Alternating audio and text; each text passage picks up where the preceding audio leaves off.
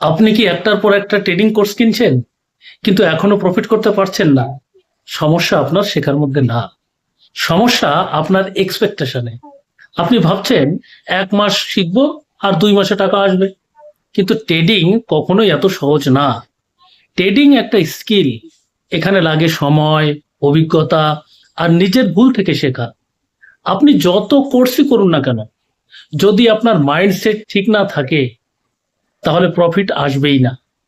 আপনি বারবার নতুন কোর্স কিনছেন আর ভাবছেন এইবার কিছু হবে, কিন্তু শেষে শুধু হতাশা।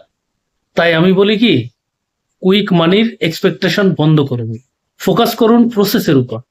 স্লো লার্নিং মানেই রিয়েল আর্নিং। ট্রেডিং এ সফল হতে চাইলে স্কিল তৈরি করুন, এক্সপেকটেশন না। এই সত্যিটা যদি আমি বুঝাতে সক্ষম হই তাহলে একটা লাইক দিন।